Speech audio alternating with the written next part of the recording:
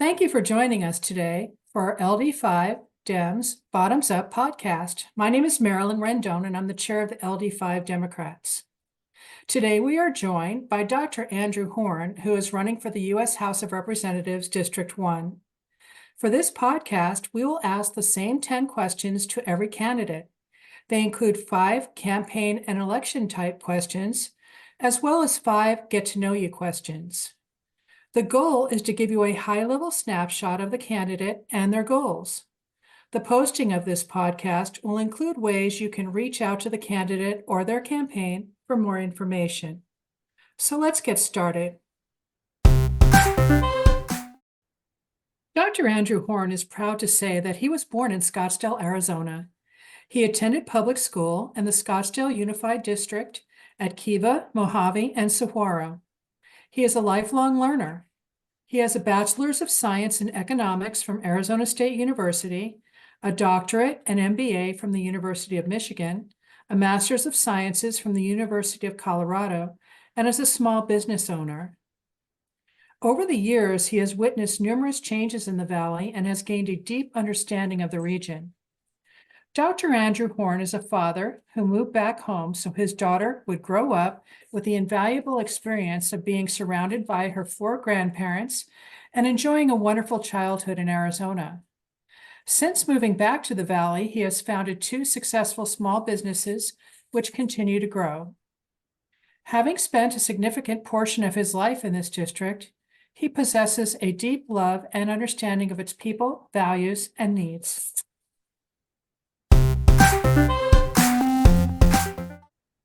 In 5 words, explain why you're running for office.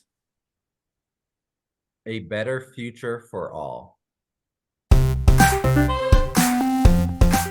Opinion, what is the greatest challenge facing people in your district or respective area in 2024 and in the coming years? Yeah, so when I hear that question, I think of so many different things. What really drove me to run for this position is public education, gun safety, and women's rights. So it's like, well, which one do I choose there? And I think about women's rights because they're being taken away. But I think the number one issue for me is going to be education, because in my opinion, education is the driving force for our economy, for our social values, for listening and understanding people in diverse perspectives and worlds. And when we're not funding education and we're not prioritizing that, there become sacrifices in the future. And currently, 25% of the teaching positions in Arizona are unfilled. And that does not bode well for our future.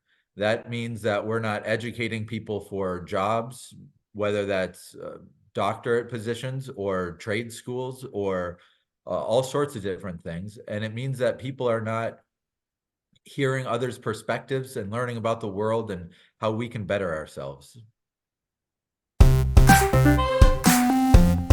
If elected, what is the one thing that you hope to achieve in your first year of office? So when I'm elected, I think day one, it's helping working families. That's what that's why I'm in this race, is to help people get the education they need, help their healthcare bills, help their grocery bills, help people that are living and working in our community. And I run a dental practice here in the Valley, and I see families struggling every day about how they care for their children. Again, whether that's healthcare, education, food on the table. And so right when you get to office, when I am in Washington, it's working for the people and working for our working families. What's your approach to building unity and navigating divisive political situations? So, Marilyn, another great question. As you know, I was the first one to announce in this race. And since then, I've been out knocking doors, attending community meetings in Scottsdale, Phoenix, Fountain Hills, Cave Creek, all over the Valley. Not only in our district, I was up in Anthem yesterday attending an event. And what I hear from people over and over is that they're tired of our diversive politics right now. And that's true not only of Democrats and Republicans and independents, it's everybody, even non-voters and just everybody in our community really dislikes the strong, hateful rhetoric that's going on.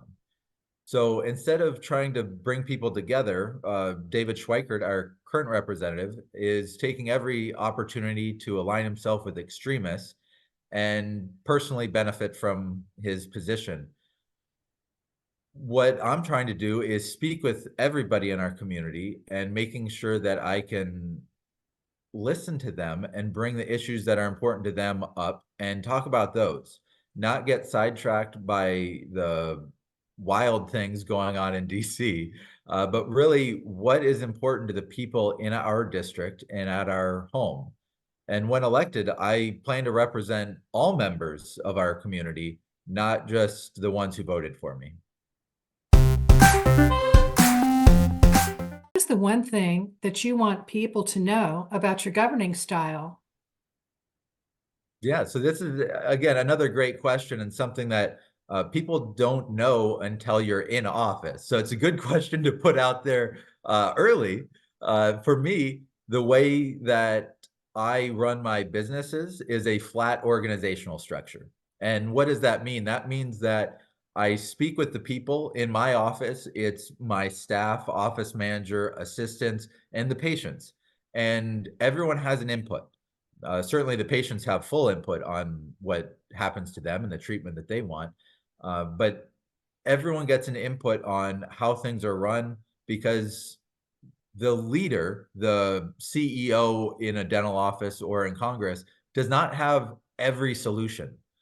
They need to be able to listen to people on the ground for what's going on because everyone has ideas and can bring something to the table.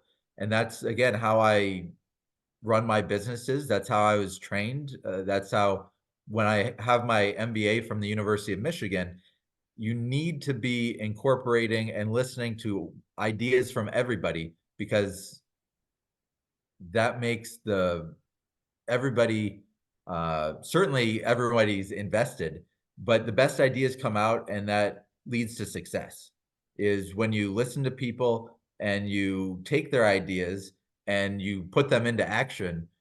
It encourages people to continue speaking up, and that's really important to me. And again, that's how I run my businesses, and it works very well to continue to listen to the people and then make action on that because not every idea needs to come from me or the leader.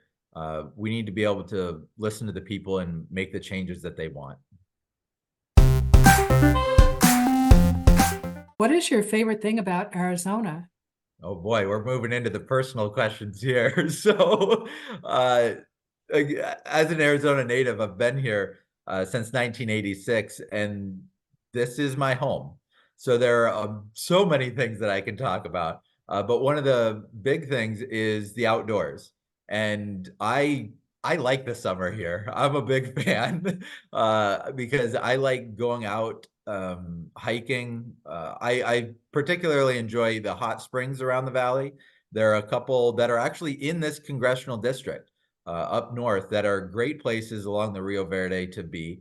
And when people ask me, I'm coming in for the weekend or for a week, what should I go do? What's a very Arizona thing to get outside and do? Of course, they can climb Camelback or any of the mountains around, but I say get out into the true desert and be on the river. The river is the lifeblood of Arizona and the valley, and to get out there and experience it, I think it's magical. What has had the greatest influence on your political career? So when I read this question and when I think about it, the greatest influence to my professional career, political career, are my parents.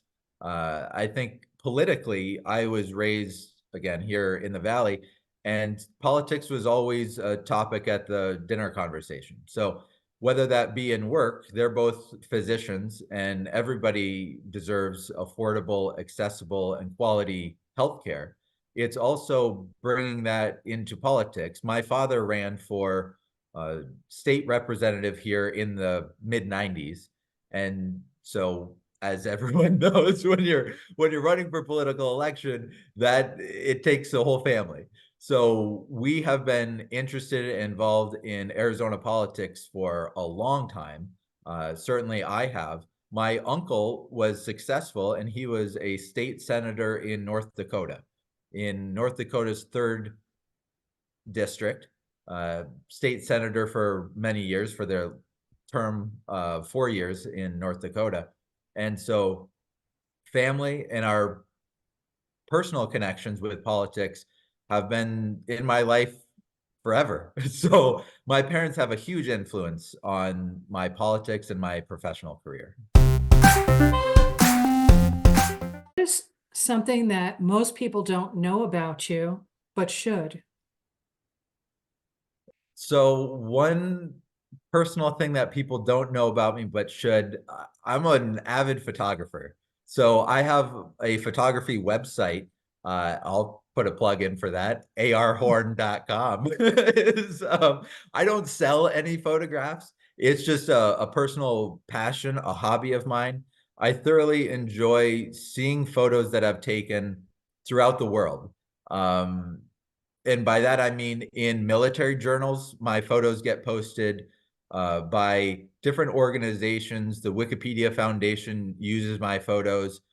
Different universities use and print my photos, and even cities. The city of Chicago has asked me for my photos to use in campaign ads to promote the city of Chicago.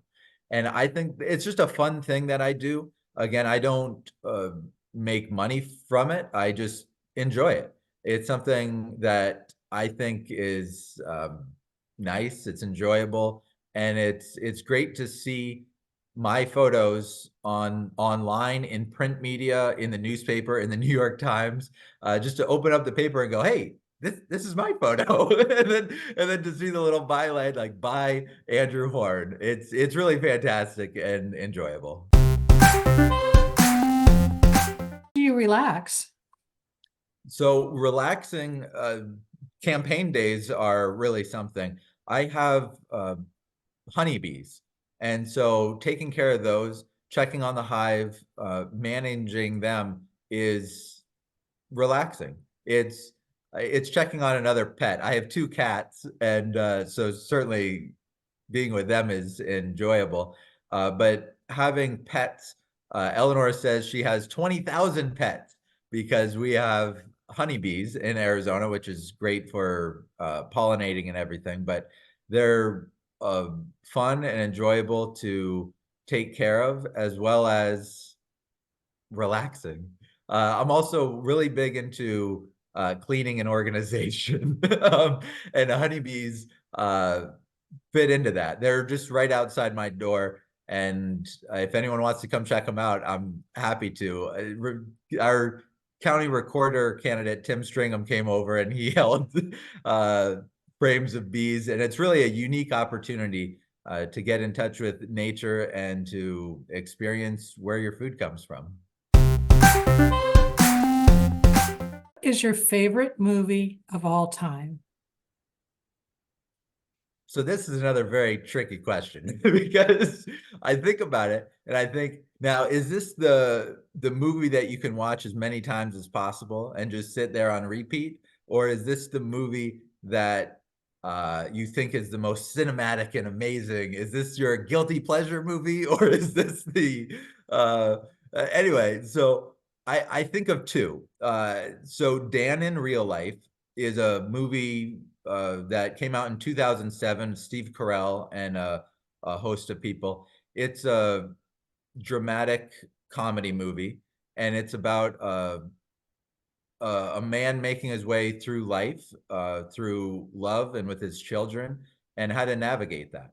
And I'm a big fan of the movie. It's probably more of a guilty pleasure type movie because I very much enjoy it. It highs and lows all the way through, and it's fantastic. It's not super well known. It went very much under the radar, but I think that if you watch it, it really resonates with me personally. very much for joining us and participating in our podcast. We're so pleased to have you as another high-quality candidate. Thank you, Marilyn and LD5 for having me today.